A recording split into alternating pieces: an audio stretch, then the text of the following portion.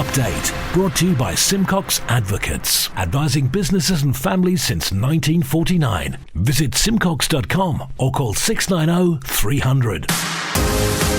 Manx Radio's Update with Andy Wint.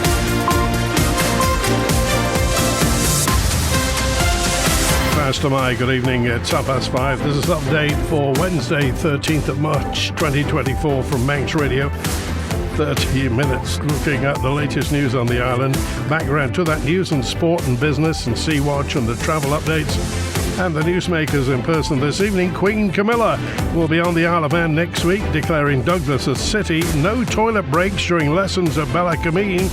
More questions for the Manx Development Corporation. A Canadian visitor warns on the sister dying and the assistance dog that changed a life. Man Benham for all your business and legal needs. First of all, at 29 minutes ahead of 6 o'clock, the Update News headlines. Fastamai Chanel Suku. Fastamai, Queen Camilla will visit the Isle of Man next week as she officially declares Douglas a city. She will preside over a ceremony at Douglas City Hall on Wednesday. The Manannan berthed at the Isle of Man ferry terminal in Liverpool for the first time today. The exercise was part of the commissioning trial for the facility.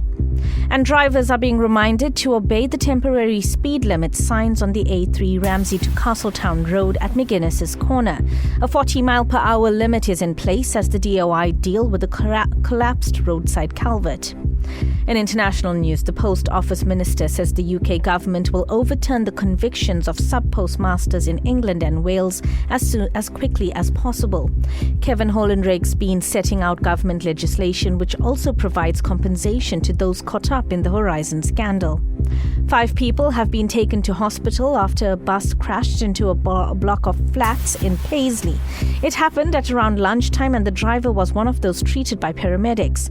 And 150 tons of aid from the UK has entered Gaza today, including hundreds of tents, thousands of blankets and sleeping mats. Those were your headlines. News at 6. Secure tomorrow today with Man Benham's guidance on powers of attorney and more.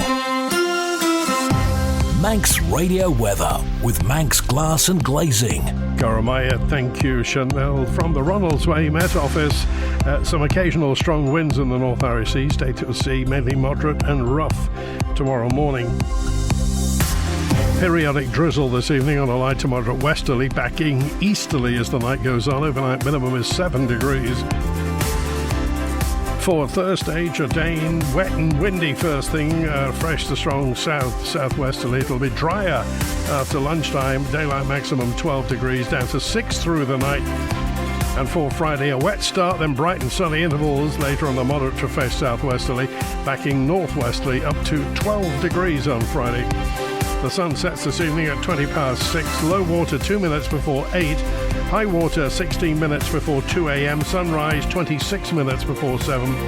The morning low water at 3 minutes before 8, and there is fog on the mountain road tonight. Manx Glass and Glazing are proud to be an approved contractor with Construction Isle of Man. Call the team on 674 573 or visit the showroom on the Snugborough Trading Estate.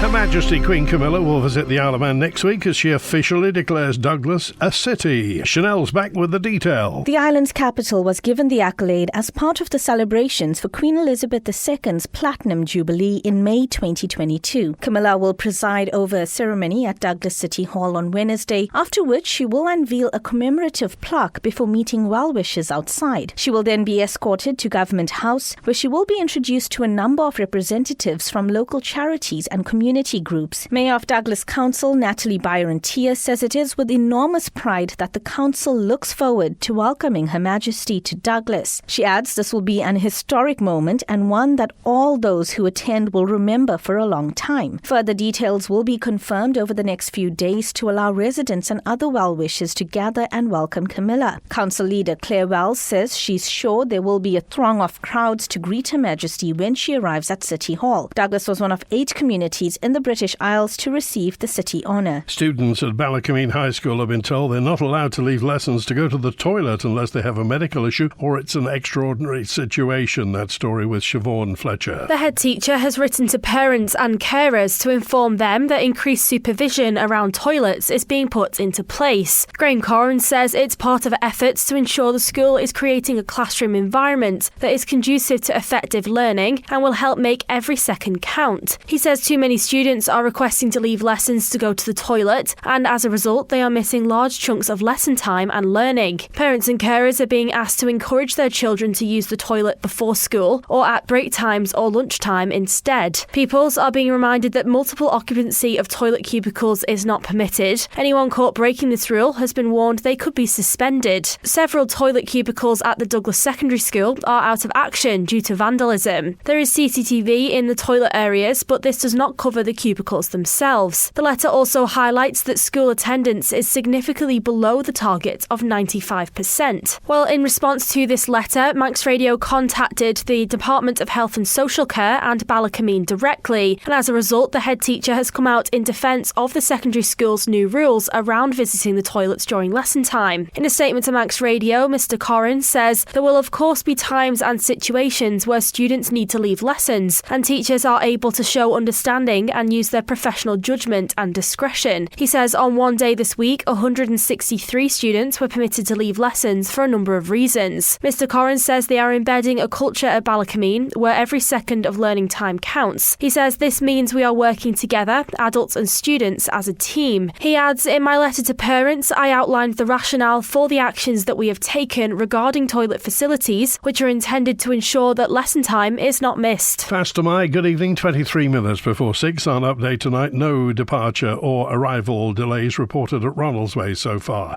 A Douglas Central MHK is questioned who will manage the new senior living accommodation, which could be built on a brownfield site in Douglas. The Manx Development Corporation's proposals for Westmoreland Village and 133 new homes received the nod last month. But Chris Thomas, MHK, told the Treasury Minister, Dr. Allinson, much of the plan still is unclear. It's basically Manx Development Corporation going to exist for 15 years and become a housing association, letting out the proposed senior living block apartments and perhaps the other apartments in Westmoreland Village. Because I do note in that public planning document that the developer, Manx Development Corporation, has said that following a detailed cost exercise on the project, if we, Manx Development Corporation, were to build and sell the apartments and commercial unit at current market value, which was informed by 3 estate agents, we would lose over £2 million, and this loss doesn't include factoring in any affordable housing, which is what this senior living block is, into the model, which would only make this loss greater.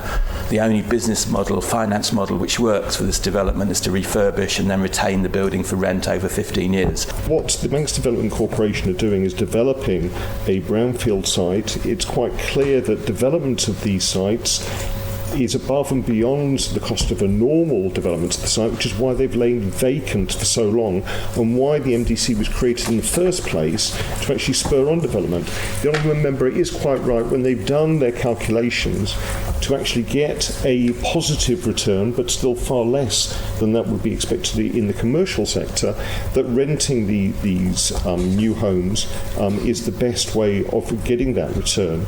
However, long term, it may be that these are then transferred to another entity, whether that be in the private sector or a future housing association. But certainly at the moment the main impetus is to provide much needed homes for people to live in the centre of Douglas. The Isle of Man in 30 minutes. Update on Manx Radio with Andy Wint. 7 households on the island have had to register their surveillance equipment with the Information Commissioner since fresh advice was published by the authority last month. That's despite hundreds of queries to the body, which recently highlighted who needs to pay a statutory fee and who's exempt. Interim Information Commissioner Stuart Haynes says there's a level of misunderstanding about the guidance. We put out some guidance around how we collect fees for our registration purposes, so that's how we're funded, really, is through a levy on data processors and controllers. A subsection of that guidance was about Ring doorbells and doorbells that use CCTV within them to capture for domestic purposes. Really, the thrust of our guidance was if you use those devices for non-domestic purposes, you need to further read our guidance because you may be required to register and pay a fee. What's the response been? We've had a lot of response, yeah. We've had a lot of phone calls initially, which we were able to sort of help people with. The headlines that went out perhaps gave people the impression that if you had a Ring doorbell, you had to register with the regulator, which people would have put two and two together and said, right, I've got a Ring doorbell, I must register, which means I must pay a fee, which wasn't the guidance. So we've had numerous calls, numerous emails, lots of traffic, lots of people asking whether they're required to register. And yeah, we'd be much more concerned, I think, if there were thousands of people who've come to register with us, because we would have seen that as a real issue. I think in real terms, since we put out the guidance, only 7 new registrations have come in for domestic purposes. So that seems commensurate with our view of what the issue would have been initially. And I think we can perhaps sort of say, well, after all that guidance and all the questions have been answered, it's only affected 7 people on the island so far. Manx Care's confirmed it's paying the salary of the medical director seconded to a UK hospital. The story from Sean Cowper. Dr. Sriman Andol is currently carrying out clinical work in Liverpool, but Manx Care says his substantive employment remains with the island's healthcare provider and therefore is on its payroll. He also remains the suitable person for Manx Care, meaning he's responsible for doctors' revalidations, appraisals and governance on the island. Prior to his role in Liverpool, Dr. Andol had a spell on secondment with University Hospital of Derby and Burton until October 2023. During this time, his salary was paid by the Derbyshire Hospitals NHS Trust Foundation. Since Dr. Andol began his first secondment in March last year, Dr. Marina Hudson has been in the role of interim medical director. Oncan MHK Julie Edge raised the issue at this week's sitting of the House of Keys, asking Health Minister Laurie Hooper how many medical directors are on Manx Care's payroll. Manx Care has one substantive executive medical director. The Minister is not acknowledging the fact that there is currently an interim medical director, but a board structure states there is a substantive post holder. It also states actually that it's possible that they're working in a UK National Health Service trust. Can the Minister advise what the cost of medical directors, the substantive post and the interim post is to the people of the island? Thank you, Madam Deputy Speaker. The question was about how many are on the payroll. I've answered that question and I'm not getting into the discussion of individual employment contracts on the floor of this Honourable House. Sea Watch with the Isle of Man Steam Packet Company. The motor vessel Manxman departed Heysham at 20 to 3 this afternoon. She'll be into Douglas Bay just gone 6 o'clock this evening, onto the links band about 20 past 6. Departing this evening at 9 o'clock, heading to Heysham, arriving there at 1:45 a.m. The overnight departure from Heysham is at 3 a.m. Back to Douglas at 6:45 tomorrow morning, and the morning departure, Manxman, heads to Heysham from Douglas at 9:15. Follow the Steam Packet on Twitter for the latest sailing information. A campaigner from Canada's warning that once assisted dying has been legalised, it's hard to stop the criteria for those eligible being expanded. Similar laws to those being considered on the Isle of Man were introduced in Canada in 2016 before widening the groups able to request an assisted death in 2021. Alex Schardenberg's the chair of the Euthanasia Prevention Coalition. He's been speaking on the Isle of Man. That's exactly what we were also told in Canada. We were told there's going to be safeguards in this. We will not be like the Netherlands and Belgium, where there have been stories that have been, very uncomfortable for us to read, because those cases, you look at that and say, well, how did they approve that death? How could this have happened? You see this in some of the Dutch media, some of these stories. And we were told that was not going to happen in Canada, and in fact, we're surpassing them. So, that's exactly the reality. How can that happen? So in Canada, we had the situation where the original law said you had to be terminally ill, but that was declared to be a form of discrimination. Once legalized, right? To legalize, they had to make sure it was for people who were terminally ill. But once it was legalized, the argument was, well, what about the person who's going through chronic pain but are not terminally ill? Why can they not have it? And once you're already doing it, now the whole goalpost moves. So it becomes an issue of equality and discrimination. So you can't treat someone differently. It's not right. It becomes a question of, well, is it okay to discriminate against this person because they're not terminally ill? And the answer was no. So now we're talking about euthanasia for children in Canada. And the exact same argument's been made. Is it not discrimination to deny someone who's not 18 years old hold a legal procedure. Well, under that argument, you're absolutely right. That is discrimination to deny someone under the age of 18 a legal euthanasia. Yeah, you're right. That is discrimination. But you can't justify not doing it once you've already legalized. Before you legalize it, you can talk about all your safeguards and everything else, and it seems reasonable because you haven't legalized this yet. But once you've crossed that line and legalized, now the question is the application of it. Manx Radio Business Briefing. It's 5:45. The UK and European markets were choppy, moving between losses and gains. The dollar inched lower, crude oil jumped, and gold rose as well. In corporate news, Direct Line tumbled today after saying it had received and rejected a second takeover approach from the Belgian rival Ageas as it continues to undervalue the group. The board considered the latest proposal with its advisors and continues to believe the latest proposal is uncertain, unattractive, and significantly undervalues the Direct Line group. The Stock Market Report, brought to you by Ramsey Crookall. And the numbers from Ramsey Crookall. In London, the FTSE 100 is up 0.3% at the close, 7,772. The DAX in Frankfurt fractionally down 0.03%, 17,959. In New York City, the Dow Jones Industrial is up 0.4%, 39,159. The Nasdaq Tech Stocks Index down 0.6% at 16,169. And in Chicago, the S&P 500 is down 0.2%, 5,167. In the exchange markets, the British pound sterling is at $1 27.9 cents, €1 16.8 cents, and 23 South African rand 72.8 cents. In commodities, gold's up 0.7%, $2,173 per troy ounce, and a barrel of Brent crude up 2% at $83.69. I'm running late again. Do you know where I put my car keys? In the fridge. Where's my phone? Under the dog basket. Bye. You haven't forgotten that we're seeing Ramsey Crookall later? Oh, no, of course not. 5 p.m, is it? 3:45. I'll be there.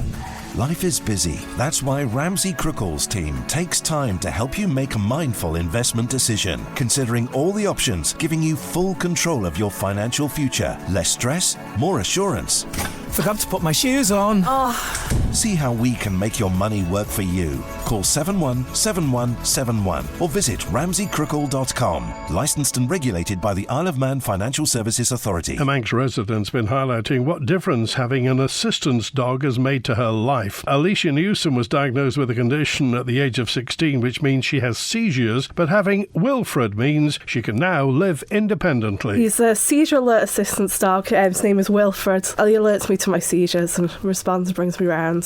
And how long have you had him? I've had him since he was 8 weeks old. He's now 4.5. Oh, it's given me complete independence for my life, really. I wasn't able to do anything. I had to still live with my parents, and I wasn't able to do any of the adult things I wanted to do. So he's always with me all the time. He just walks on quietly most of the time. But then if I'm going to have a seizure, he double taps on my leg, and that lets me know that I'm going to have a seizure. It gives me enough time to sit down, get myself in a nice safe location. I'll have the seizure, and then he nuzzles my neck, licks my face, and it brings me round. It's a chemical change in the body that he can smell. I didn't know anything about assistance dogs at all, really, but he's not my first assistance dog. I had Marmaduke before him. Marmaduke was a natural responder, so he started doing it himself, and we went from there with his training. But when Marmaduke was getting older in his life, and before he passed away, we got Wilfred. I got him trained up to take over.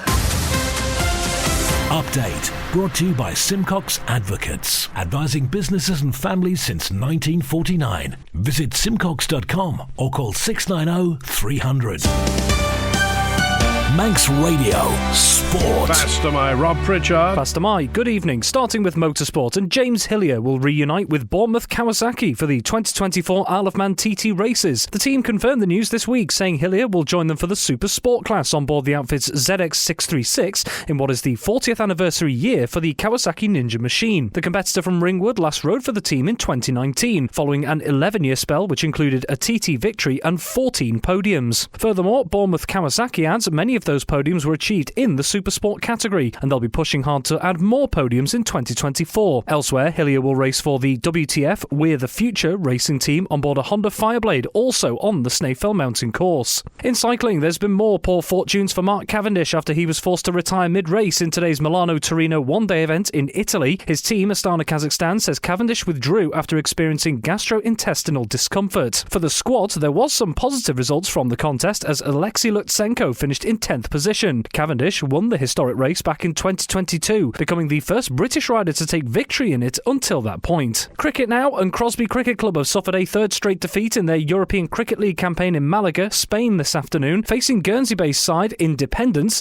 the Manx side set a target of 88 for 9, which their opponents managed to overhaul in just over 8 overs to win by 7 wickets. Crosby's final Group F contest will be against Austrian outfit Donaustadt, which gets underway at around 6:30pm tonight. And finally, in football, FC Isle of Man have confirmed a new date for their NWCFL Premier Division clash away at Charnock Richard. The Ravens had been due to face the Lancashire club away from home this evening. However, the game was called off yesterday due to a waterlogged pitch. It's since been announced today the fixture will now take place at Mossy Park on Tuesday, the 16th of April, kicking off at 7:45pm.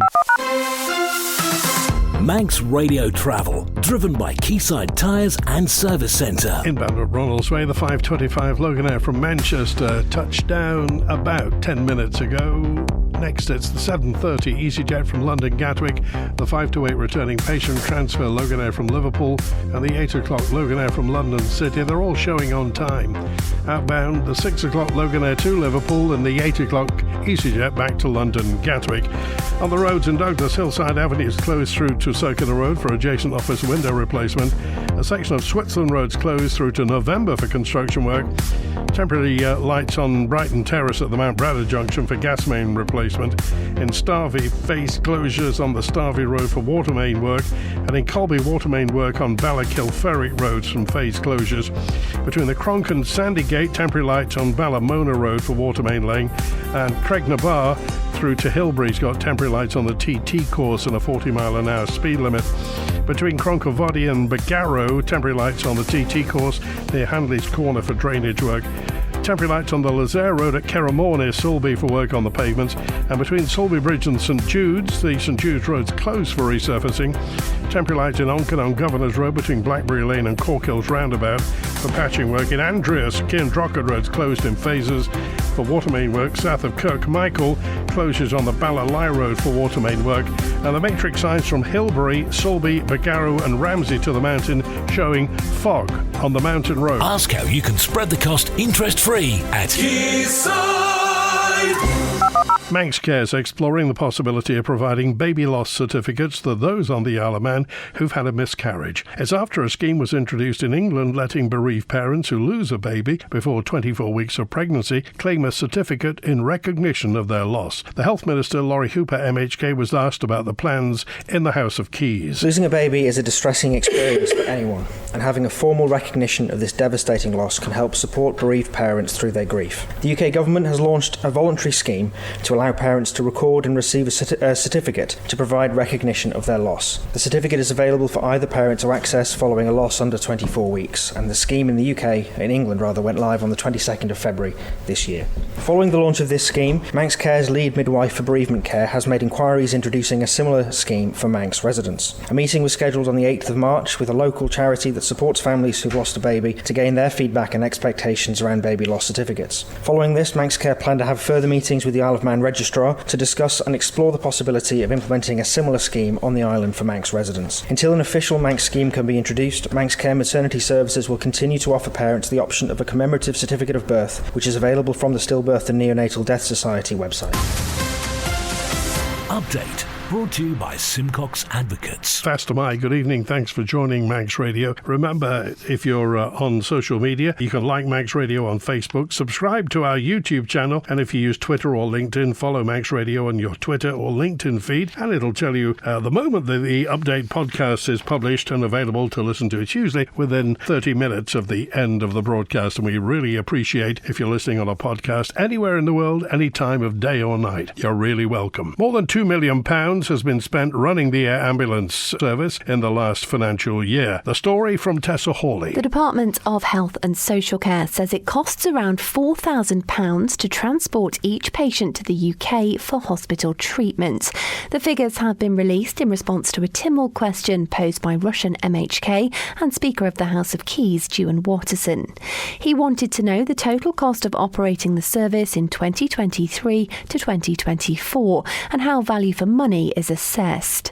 600 patient transfers for people who can't use commercial transport were completed up to February this year. This represented an expenditure of £2,382,000. Of these transfers, 27% were categorised as priority 1 and 2, requiring time-critical, immediately life or limb-saving or urgent transfer. 60% were priority 3, which required same-day transfer, and 13% were priority 4, which required a planned transfer within days of the request. The air ambulance service is available 24 hours a day, 7 days a week, due to its contract with an aviation service provider.